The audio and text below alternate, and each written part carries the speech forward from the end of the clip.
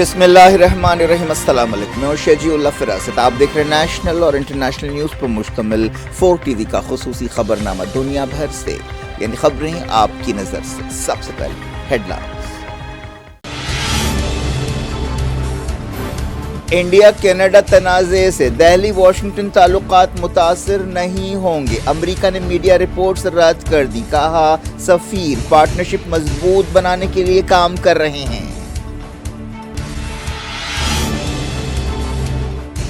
مغربی کنارے کے تل کرم میں زبردست جھڑپیں، 2 فلسطینی نوجوان جاں بحق، 5 اسرائیلی آفیسرز زخمی، القسام بریگیڈ نے ذمہ داری قبول کی۔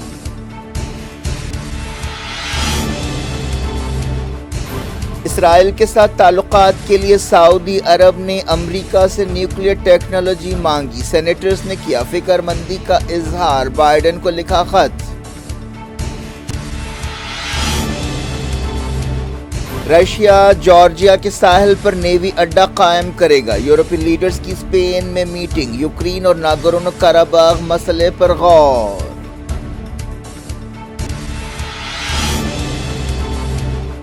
نارتھ سیریا میں کردوں کے ٹھکانوں پر ترکی کے ہوائی حملے، 8 ہلاک، انقرہ نے کہا زمینی آپریشن بھی کر سکتے ہیں۔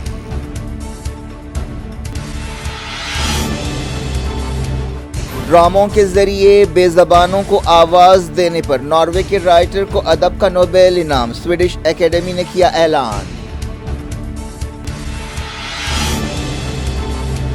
منیش سسوڈیا کے خلاف ثبوت کہاں ہیں، سپریم کورٹ نے کیے دہلی پولیس سے سخت سوال، سنجے سنگھ کو عدالت میں پیش کیا گیا۔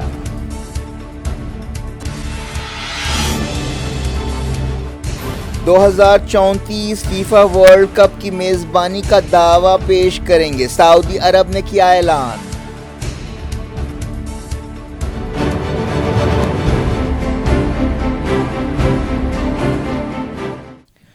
ہیڈ لائنز آپ نے دیکھی، اب خبروں کی تفصیل کی طرف آپ کو لیے چلتے ہیں۔ امریکہ نے ان خبروں کو رد کر دیا ہے کہ انڈیا اور کینیڈا کے درمیان سفارتی تنازع کی وجہ سے نئی دہلی اور واشنگٹن کے بیچ رشتے خراب ہو سکتے ہیں۔ واشنگٹن کے ایک میگزین پولیٹیکو میں اس طرح کے اندیشے ظاہر کیے گئے تھے۔ اس مضمون کا عنوان تھا کہ بائیڈن کیوں انڈیا کینیڈا تنازع پر خاموش ہیں۔ رپورٹ میں ایک عہدیدار کے حوالے سے کہا گیا کہ انڈیا میں امریکہ کے سفیر ایرک گارسیٹی نے ان کی ٹیم سے کہا ہے کہ عارضی طور پر انڈیا امریکہ تعلقات خراب ہو سکتے ہیں۔ رپورٹ میں یہ بھی کہا گیا کہ امریکی سفیر نے کہا ہے کہ امریکہ کو کچھ وقت کے لیے انڈیا کے عہدیداروں کے ساتھ اپنے رابطے کم کرنے پڑیں گے۔ دہلی میں امریکہ کے سفارت خانے نے ایک بیان جاری کرتے ہوئے کہا کہ یو ایس ایمبیسی اس طرح کی رپورٹس کو رد کرتی ہے۔ سفیر گارسیٹی امریکہ اور انڈیا کی حکومتوں اور عوام کے درمیان گہری پارٹنرشپ کو مضبوط بنانے کے لیے رات دن کام کر رہے ہیں۔ جب سے کینیڈا کے وزیر اعظم جسٹن ٹراڈو نے کینیڈا میں خالصتانی ملیٹنٹ ہردیپ سنگھ نجر کی ہلاکت میں انڈین گورنمنٹ کے ایجنٹس کے رول کا الزام لگایا ہے، دونوں ملکوں کے درمیان تعلقات میں تلخیاں پیدا ہو گئی ہیں۔ انڈیا نے ان الزامات کو رد کر دیا ہے اور کہا ہے کہ یہ الزامات سیاسی ہیں اور لغو ہیں۔ بائیڈن حکومت نے کہا ہے کہ کینیڈا کے الزامات کی چھان بین ہونی چاہیے۔ وزیر خارجہ ایس جے شنکر اور امریکہ کے secretary of state Antony Blinken کے درمیان حالیہ ملاقات میں اس مسئلے پر بات چیت ہوئی تھی۔ اس کے علاوہ جے شنکر اور امریکہ کے نیشنل سیکیورٹی ایڈوائزر جیک سولیوان کے ساتھ ملاقات میں بھی اس بارے میں بات چیت ہوئی۔ واشنگٹن پوسٹ کے مطابق کینیڈا کے عہدیدار چاہتے تھے کہ نجر کے قتل پر کینیڈا کے اتحادی ملک، جن میں امریکہ بھی شامل ہے، مذمتی بیان جاری کریں، لیکن اتحادی ملکوں نے G20 کے موقع پر اس درخواست کو قبول نہیں کیا۔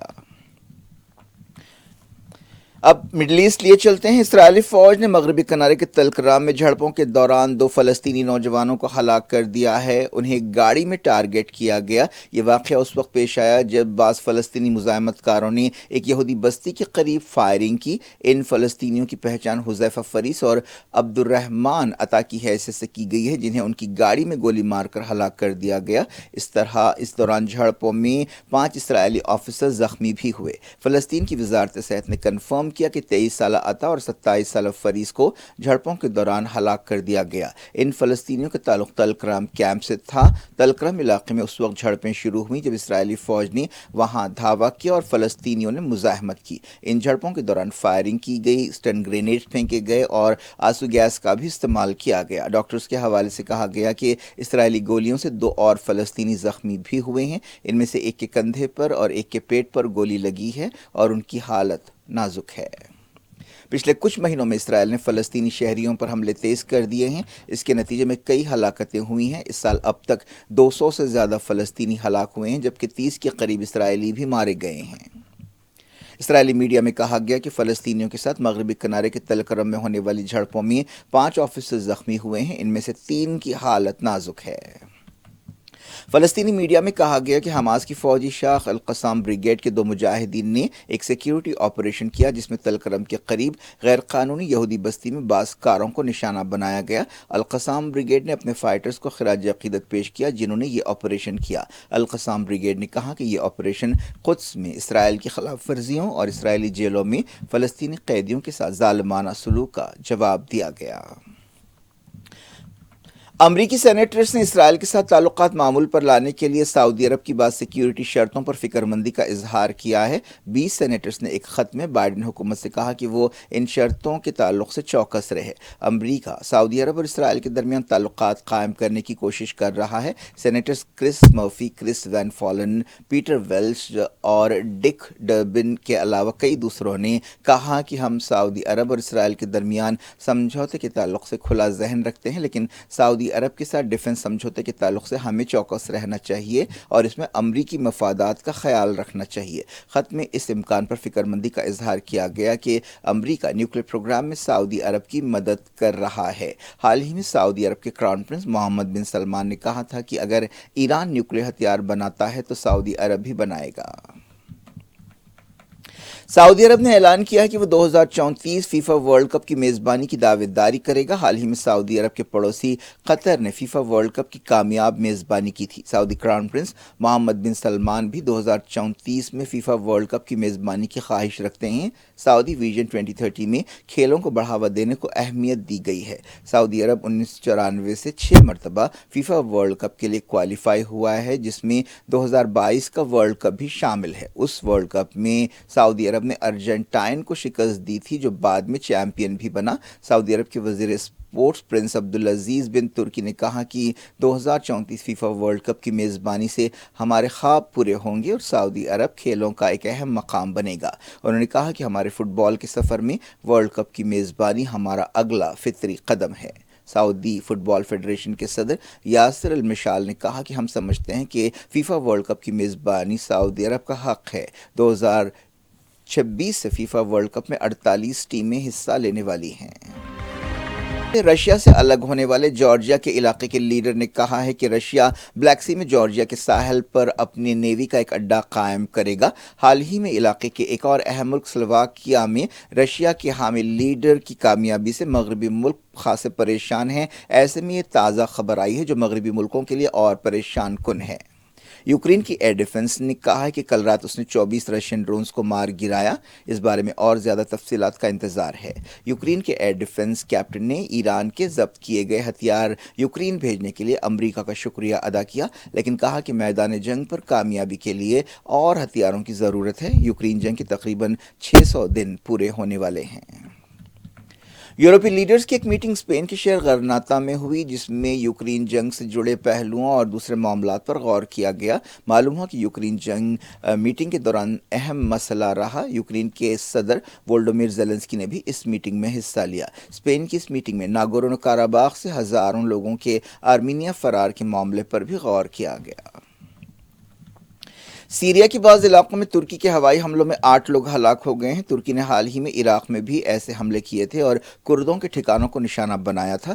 دونوں ملک ترکی کے اس طرح کے حملوں کے خلاف ہیں۔ حال ہی میں ترکی کی پارلیمنٹ کے قریب ایک حملہ ہوا تھا جس کے بعد یہ کارروائیاں کی گئیں۔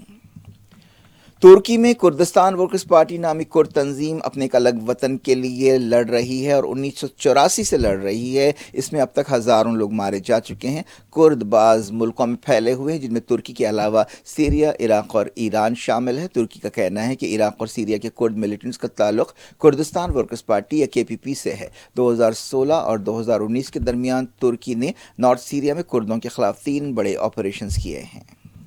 इस दौरान तुर्की के एक आला ओहदेदार ने कहा कि सीरिया में ज़मीनी ऑपरेशन पर भी गौर किया जा रहा है। वज़ारत दिफा के एक ओहदेदार के हवाले से कहा गया कि उनका मकसद उन दहशतगर्द तंजीमों का सफाया है जो तुर्की के लिए ख़तरा बन रही हैं। तुर्की ने KPP के ख़िलाफ़ अपनी कार्रवाइयाँ तेज़ कर दी हैं। तुर्की हाल ही में पार्लियामेंट पर हमले के लिए कुर्दों की इस तंजीम को ज़िम्मेदार समझता है। अफ्रीका के मुल्क नाइजर में एक दहशतगर्द हमले में 29 सिपाही हलाक हो गए हैं। ये वाक़या माली सरहद के करीब पेश आया। कई फ़ौजी ज़ख्मी भी हुए। नाइजर में हाल ही में फ़ौजी बगावत हुई थी। ये एक हफ्ते में इस तरह का दूसरा हमला है। रशिया के सदर व्लादिमीर पुतिन ने ईरान के साथ मॉस्को के ताल्लुकात को बेहतरीन करार दिया है और कहा है कि वो इन रिश्तों को और आगे बढ़ाने के लिए हर मुमकिन कोशिश करेंगे। पुतिन ने रशिया के सूची शहर में ये बात बताई, जहां उन्होंने टीचर्स की एक तकरीब से खिताब किया। उन्होंने कहा कि ईरान के साथ हमारे बहुत अच्छे ताल्लुकात हैं और हम हर मुमकिन तरीके से इन ताल्लुकात को आगे बढ़ाने की कोशिश करेंगे। पुतिन ने कहा कि रशिया ईरान के साथ तालीम के शोबे में ताउन करना चाहता है। 2023 का अदब या लिटरेचर का नोबेल इनाम जॉन फॉस को दिया गया है, जिन्होंने अनोखे ड्रामे लिखे, मज़ामीन लिखे और बेज़बानों को आवाज़ दी। स्वीडिश एकेडमी ने स्टॉकहोम में यह ऐलान किया। 64 साल जॉन फॉस नॉर्वे में पैदा हुए थे। उन्होंने 40 ड्रामे और कई नावल्स, मज़ामीन, बच्चों की किताबें लिखी। उन्होंने शायरी भी की और वो अपने तर्जुमे के लिए भी जाने जाते हैं। स्वीडिश कमेटी ने उनके लिखने के अंदाज़ की तारीफ़ की और कहा कि इस अंदाज़ को फॉस मिनिमलिज्म कहा जा सकता है। अब तक इस साल के मेडिसिन, फिजिक्स और केमिस्ट्री के नोबेल इनामों का ऐलान किया जा चुका है।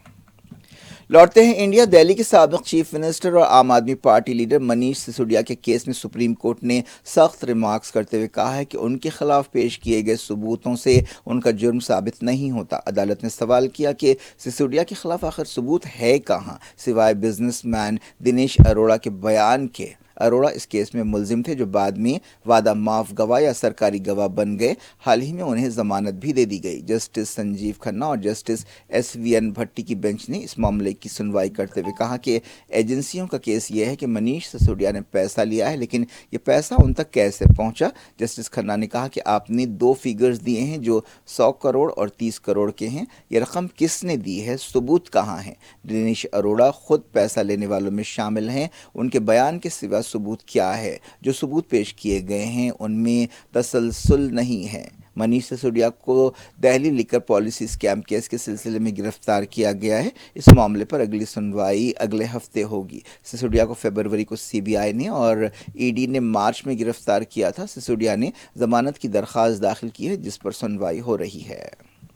इस दौरान आम आदमी पार्टी के एक और लीडर संजय सिंह को भी गिरफ्तार किया गया है। उन्हें जुमेरात को एक अदालत में पेश किया गया। एनफोर्समेंट डायरेक्टरेट ने संजय सिंह को 10 दिन के रिमांड में देने की दरख्वास्त की। नॉर्थ ईस्ट की रियासत सिक्किम के सैलाब में मरने वालों की तादाद कम से कम 14 हो गई है। अहदेदारों ने बताया कि 102 लोग अब भी लापता हैं, जिनमें कम से कम 23 फौजी हैं। ग्लेशियर्स पिघलने से तीस्ता नदी में सैलाब आ गया। अहदेदार बड़े पैमाने पर इमदादी सरगर्मियों में मसरूफ़ हैं। सैलाब की वजह से कई पुल भी गिर गए। अब तक 2000 से ज़्यादा लोगों को बचाया गया। स्टेट डिज़ास्टर रिस्पॉन्स फोर्स ने यह बात बताई।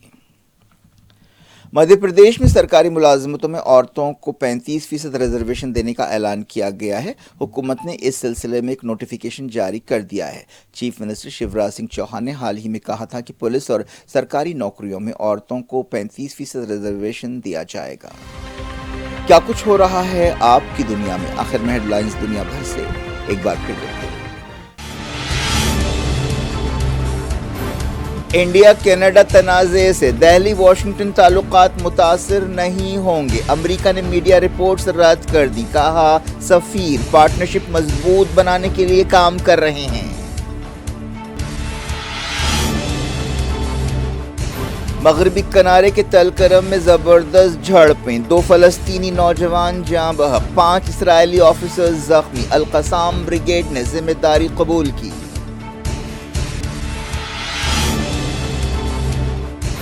اسرائیل کے ساتھ تعلقات کے لیے سعودی عرب نے امریکہ سے نیوکلیئر ٹیکنالوجی مانگی، سینیٹرز نے کیا فکر مندی کا اظہار، بائیڈن کو لکھا خط۔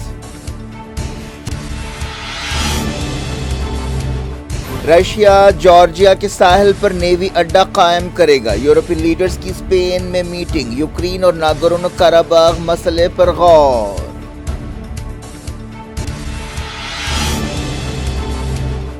نارتھ سیریا میں کردوں کے ٹھکانوں پر ترکی کے ہوائی حملے، 8 ہلاک، انقرہ نے کہا زمینی آپریشن بھی کر سکتے ہیں۔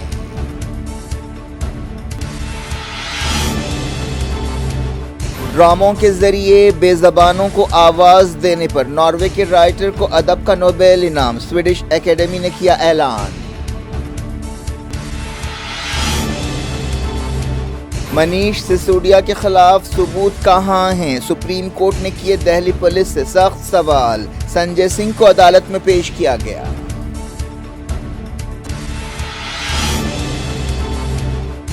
2034 فیفا ورلڈ کپ کی میزبانی کا دعویٰ پیش کریں گے، سعودی عرب نے کیا اعلان۔